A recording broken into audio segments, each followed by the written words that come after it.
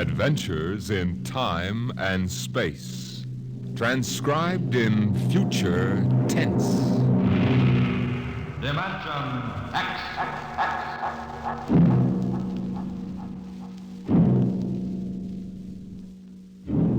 The National Broadcasting Company, in cooperation with Street and Smith, publishers of astounding science fiction, bring you Dimension X.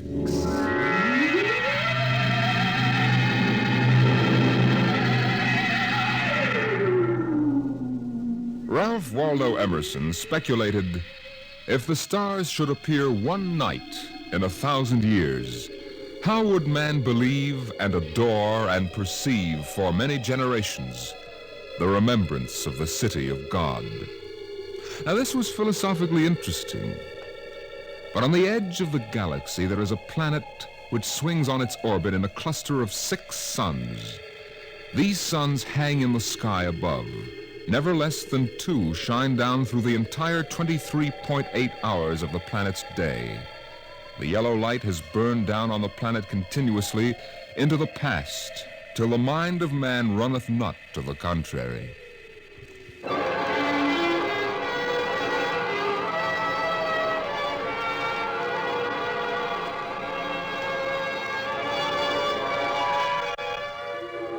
Theremin was a reporter for the Cerro City Chronicle. He covered them all, from the night police beat to politics to the sports pages. And the city editor wanted him to cover the biggest story of the year, perhaps of all time. It was an interview, a particularly difficult interview.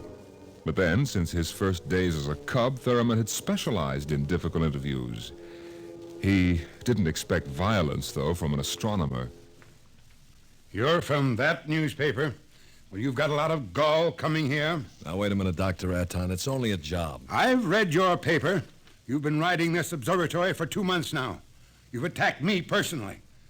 I have nothing to say to you. All right, look, this is your chance to get your side in the paper.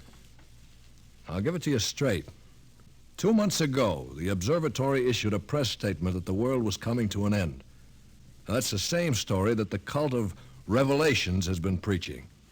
And when a scientist backs that up, it's news. Our conclusions have nothing to do with the cult. The cult of Revelations is full of superstition and mysticism. We are scientists. Yeah. And you got the people pretty angry. That does not matter. You know, if I can't get the story from you, I'll have to go somewhere else. Go ahead. All right. You know, Dr. Aton, the paper can be pretty rough on someone who doesn't cooperate. Young man, if you're not out of the observatory within 5 minutes, I shall call the police. Now get out.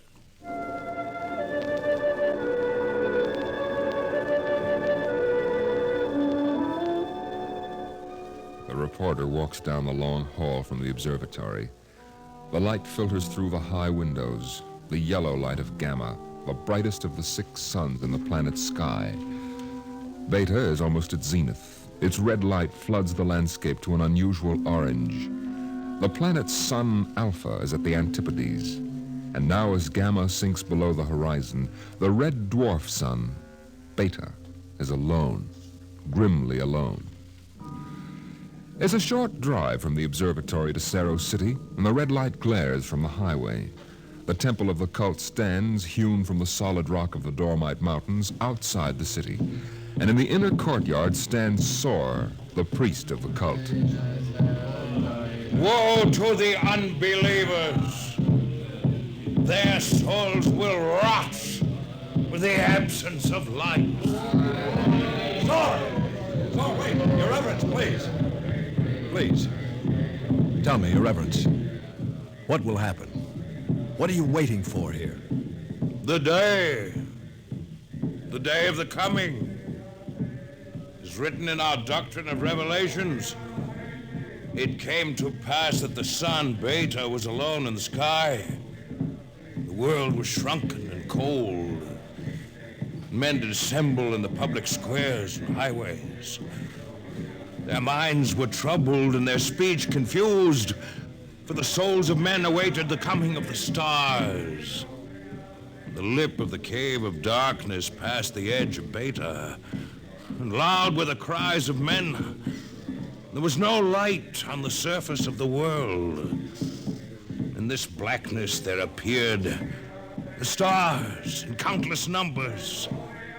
And in that moment the souls of men departed from them. Their abandoned bodies became even as beasts. And the stars then reached down the heavens' flame, and where it touched, the cities of the world flamed to destruction.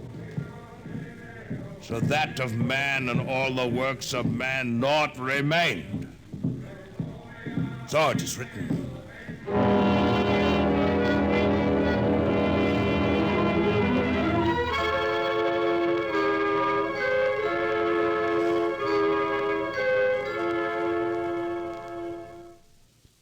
Dr. Sharon, you're the only scientist I could find in the city.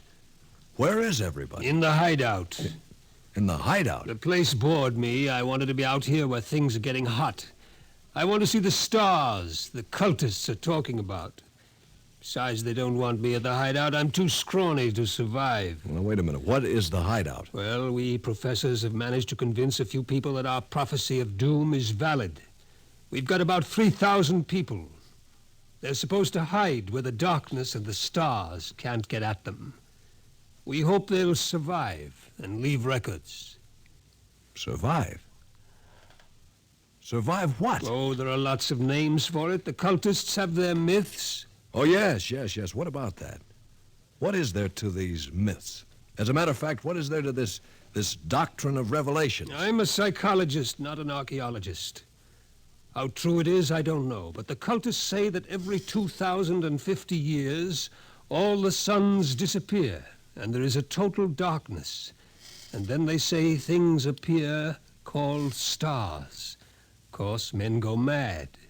They mix all this up with a lot of religio-mystic notions, but that is the central idea. Yeah. Well, that's impossible, isn't it? I mean, there are always at least 2 suns in the sky, most of the time 4 or 5. There are not now, only Beta. Dr. Sharon, you mean that there's going to be worldwide darkness tomorrow? That all mankind will go violently insane? What's behind that? Well, for one thing, this is history of civilization of the world. We've located a series of cycles of civilizations comparable to our own, all of which, without exception, were destroyed by fire at the very height of their culture. All right. But is there any scientific theory behind this and that would explain it? The University Observatory finished their calculations 2 months ago. Tomorrow there will be an eclipse of Beta so that the planet will become dark. That eclipse comes every 2,049 years. Darkness comes. Maybe those mysterious stars that no man has ever seen. And then, madness and the end of civilization. I see. And the scientists expect to live through this at the hideout, huh? They plan to photograph the eclipse and leave the records, and then the rest of mankind will know what to expect. Mm-hmm. Dr. Sharon, what is there in darkness to drive men mad? Have you ever experienced darkness, young man? No, but I know what it is. It's just, well, no light. Draw the curtain. Well, what for? If we had 4 or 5 suns out there, we might want to cut the light down for comfort, but with only Beta... That is the point. Just draw the curtain and then come here and sit down. All right. What? Dr. Sharon, I can't see you. Feel your way. Yeah, but I can't see anything. Do you like it? Well, no, it's awful. The walls. They seem to be closing in on me. I want to keep pushing them away. All right. Draw the curtain back again. The light.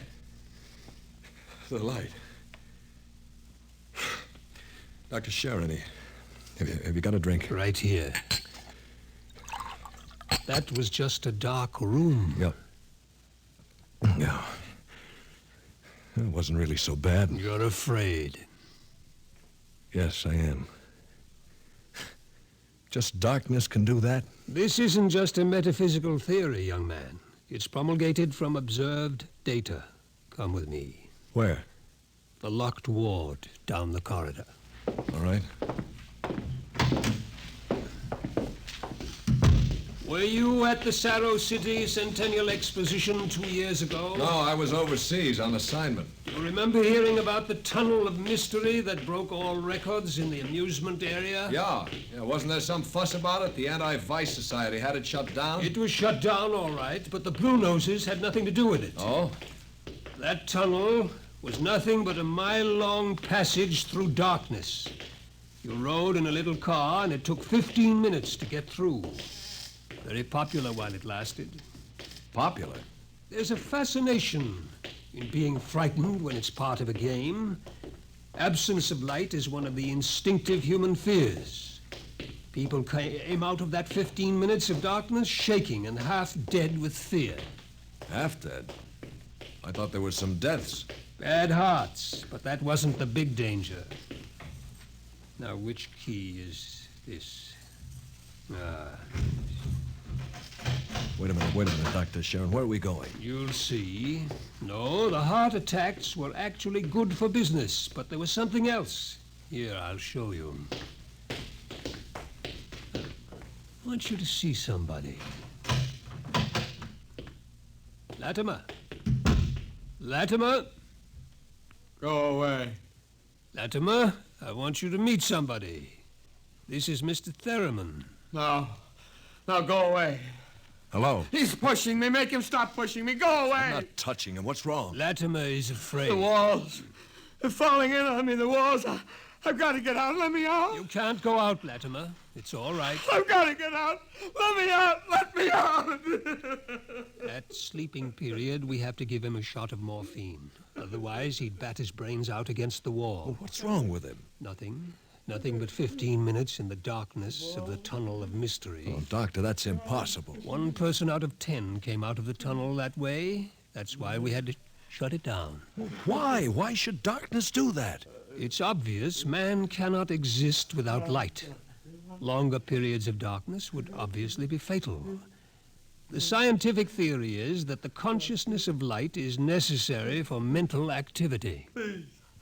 Please, doctor, let me outside. Let me outside. Please, I can't breathe. They're pushing me. They're always pushing me. I can't stand it. I can't stand it.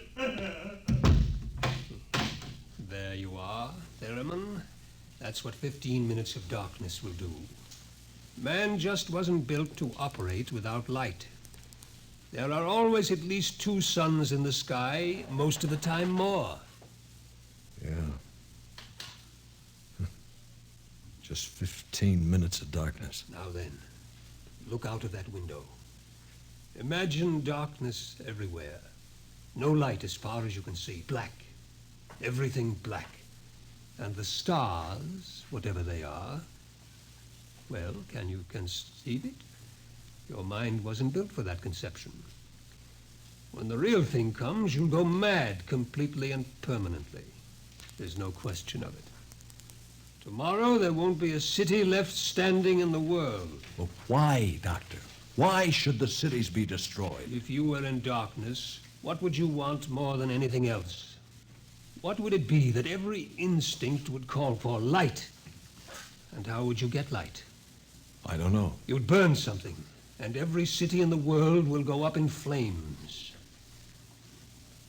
Shall we go back to my office, Mr. Theremin, and have another drink?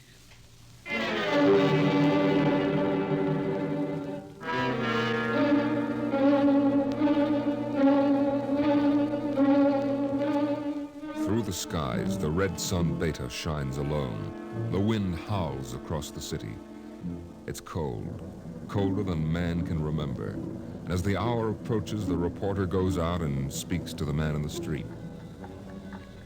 Excuse me, sir. Excuse me, but I'm from the Chronicle. I'd like to talk to you. Ah, a reporter, huh? That's right. My name is Pellet. 2 L's. Remember the 2 L's. All right. Mr. Pella, what's your occupation? Power technician at the North Division plant. Uh-huh. You're making some kind of a survey, huh? Yeah, in a way. Where are you going now? Home for supper. Well, how about, well, what I mean is, what are you going to do tonight? You mean about this star stuff? Yeah. Well, I'll tell you, mister. It don't stand to reason that the end of the world is gonna come boom like that. It just don't stand to reason. In other words, you don't believe it? I didn't say that, but it just don't stand to reason. Uh-huh.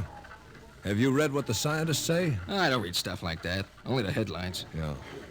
How about the cult? Well, now, like I always say, I've got nothing against religion. You don't believe them either? Well, they've always been shouting about doom and sin. Listen, bud, when you've been around as long as I have, you get to know the score.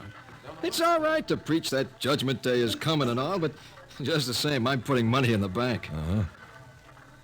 Well, tell me, how about darkness? About what? How would you feel if there was no light? You crazy? How could there be no light? Well, now, suppose all the suns went down at once. Suppose everything was black. Well, it's crazy. What's the use of supposing something like that? It couldn't happen. It's crazy. Yeah. Well, that's all. Thank you. Sure.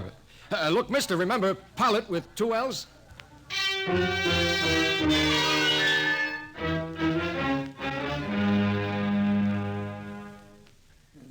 Oh, excuse me, sir, but I represent the Chronicle, and we're conducting a poll to determine public opinion with regard to the predicted end of the world. How do you feel about it? All this talk of scientific explanation. It's sinful. That's what it is. Oh, I see. Well, then you're a member of the cult, sir. I sure am. Been a member since I was a boy. My daddy was a member, too. I've seen the books. It's all writ down in the books. Well, don't you believe the scientist's explanation? Don't need it. Going to save my immortal soul. Going to stay on the mountaintop in a white robe while the stars carry me away to glory. Blessed be the stars. Amen. Well, tell me, what are the stars? The glory, the breath of the heaven, the spirit of the ultimate. That's what they are. Uh-huh. Well, sir, the observatory has announced that it intends to take pictures of these stars. Blasphemy. I sold my house, gave all my money to the poor. Won't need it anymore. Going to heaven with stars. Glory, glory, going with the stars.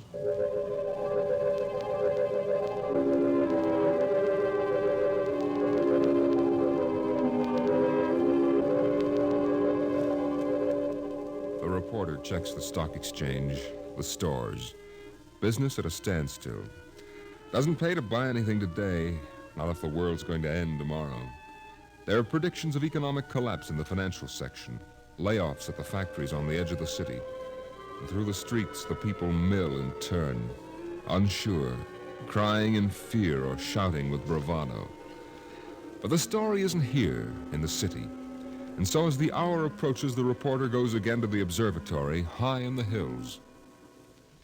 Now, look, Dr. Raton, if you are right, if the world is going to be destroyed, what's the difference if I stay here and observe and take notes? Well, nothing, I suppose, but you'll be in the way. We have work to do. All right, if I stay out of the way. I can't be bothered with you. Now, you'll have to leave, Mr. Theremin. Hello. Hello. Oh, hello, Dr. Sharon. This place is like a morgue. It's freezing outside. The wind is enough to hang icicles on your nose. Beta doesn't seem to give any heat at all. It's so far away. Why aren't you in the hideout, Sharon? Me? I'm part of the race that isn't worth perpetuating. Who's got a bottle? There will be no alcohol today. It would be too easy to get my men drunk. I can't afford to tempt them. Well, all right, Theremin, you can stay, but keep out of the way. Well, thank you, Doctor. Well, gentlemen, I think it's time we took our positions. The observatory dome is up these stairs. Yes, sir. After you, Doctor. What's that? The dome, quick! What is it? The plates. The photographic plates, they're all smashed. There he is. A cultist. He's going for the telescope. After him. I've got it! It must be destroyed. It must be. It's all right. It's all right. He didn't harm anything. Let him up. Well, that's the high priest, Dr. Raton. Soar is his name. I was talking to him yesterday. What do you want, Soar? Nothing that you would give me of your own free will. I made a bargain with the cult to give me certain data you had. In return, I promised to prove the essential truth of the creed. There was no need to prove that. stands proved by the doctrine of revelations. I offered scientific backing for you believers. You made of the darkness and the stars a natural phenomenon, removed all its real significance. That was blasphemy. The facts exist. Your facts are a fraud and a delusion. How do you know? I know. I suppose you think in trying to warn the world against the menace of madness, we are placing souls in jeopardy. Well, we have not succeeded, if that makes you feel better. Your devilish instruments must be destroyed. We obey the will of the stars. Someone call the police in Cerro City. There's no time for that. Let me handle this. The eclipse is only a few minutes away. Look, Saw, will you give your word of honor to cause no trouble? I will not. Listen, just as soon as the eclipse starts, we're going to take you and put you in a closet with the door closed, and you'll stay there. Then you won't see the darkness, and you won't see the stars. And that means the loss of your immortal soul according to the cult. All right now, will you give your word of honor? You have it. You will all be damned for your deeds of today. Look! Cameras! Yes, sir. Check the exposures carefully. We will, sir. You're shaking, Mr. Theremin. Well, I don't feel very well, that's all. You're not losing your nerve? No, I'm just not used to this. You could probably make the Now, hideout. look, I've been assigned to cover a story and intend to cover it. Professional honor? Yeah. And I'd give my right arm for a bottle right now. I need a drink. What's that? The cultist. That's the doctrine of revelations. Well, I don't understand it. He's chanting some old cycle language. The doctrine of revelations was originally written in it. There are probably 2 million people in Cerro City who are trying to join the cult. One gigantic revival. Dr. Sharon, how do the cultists manage to keep the doctrine of revelations going from cycle to cycle? If everyone goes mad, who wrote this doctrine? There are some people who don't see the stars, the blind. They would have memories, and that, combined with the confused, incoherent babbling of the mad, form the basis for the doctrine of revelations. The cult will be riding high down there in the city. I hope they make the most of it. Dr. Sharon. Dr. Sharon. I've just heard from Hideout on private line. They're in trouble? They are safe. But the city is in shambles. You have no idea. It'll get worse. What are you shaking about, Doctor? How do you feel? I don't understand.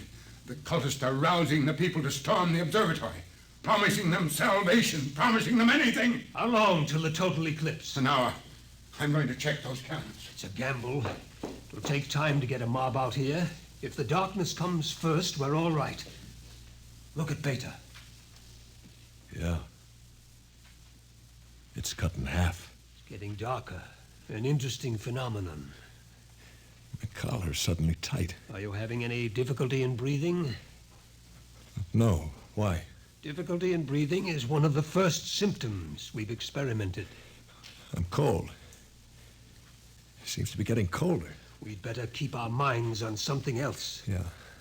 One of the astronomers has a theory about the stars. He thinks they may be suns that are too far away to see in the light. He developed a fantasy about a planet revolving around one sun.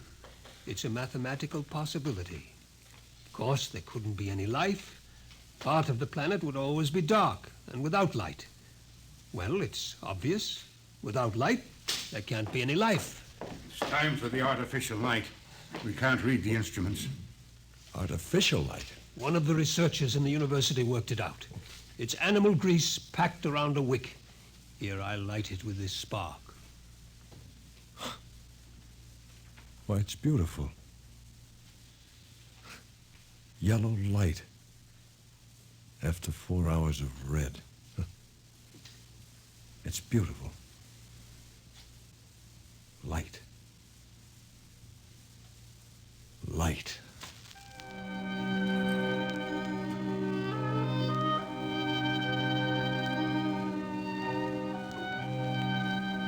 The dome is quiet. The priest in his yellow robe sways slowly as his lips move in the ancient tongue. Over and over he whispers the invocation to the stars. The technicians hunch over the instruments, and the sky gradually turns a horrible, deep purple red. The air grows denser. dusk, like a palpable entity, enters the room. The dancing circle of yellow light about the torches etches itself into ever sharper distinction against the ever-gathering grayness beyond. Outside, Beta is a mere smoldering splendor, taking a last look at the world. The western horizon in the direction of the city is lost in darkness, and along the highway to the observatory surges a menacing, shadowy mass. The mob from the city. They're coming. How long till total eclipse? 15 minutes, but that mob will be here in 5. We'll hold them off. Come on, Thurman, downstairs. Now, wait a minute. There's no light down there. We have to block the door. Come on. I can't breathe. I can't go down there. Take a torch. We'll take light with us. Come on.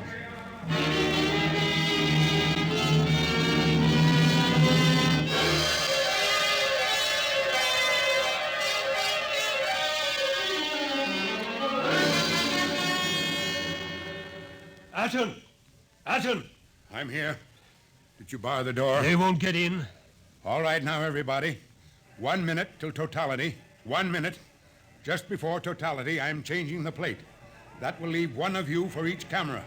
Now remember, if you feel yourself going, get away from the camera. It's dark. It's getting dark. Sharon, where are you? I can't see you. I'm Sharon! right here. 30 seconds. Look out, the priest. I can't see him. And the wicked shall perish, and the souls of the true believers shall be transported in glory to the stars. You can see him against the torch. Don't let him get to the telescope. From the stars there reached down a heavenly flame, and where it touched, the cities of the world flamed to utter destruction. Grab him! I'll take care of him. The world must be destroyed by the stars. I got it! 5 seconds to totality. 4, 3, 2, 1. The sky is black, and through it shine the stars. 30,000 minute suns shine down in soul-searing splendor. It's more frightening in its awful indifference than the bitter wind that shivers across the horrible, cold, bleak world. The stars. The stars! The stars! The walls! The walls are coming in on me! They're coming in! Light! Light! Darkness. Forever and ever and ever, and the walls are breaking in. We did not know! We did not know! We did not know!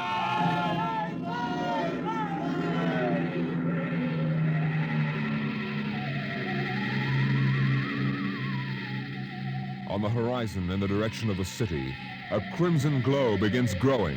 1,000 fires strengthen in brightness that is not the glow of the sun.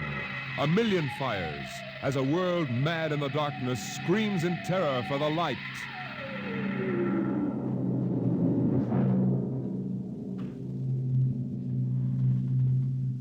The night has come again.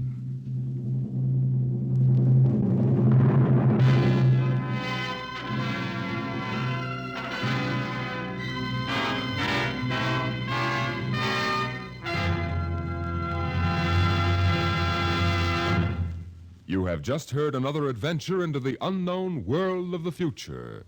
The world of... Dimension X.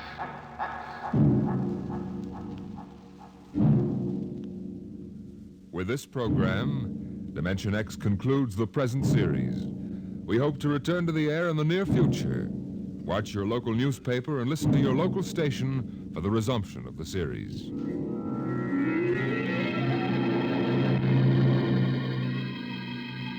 Dimension X is presented transcribed each week by the National Broadcasting Company in cooperation with Street and Smith, publishers of the magazine Astounding Science Fiction.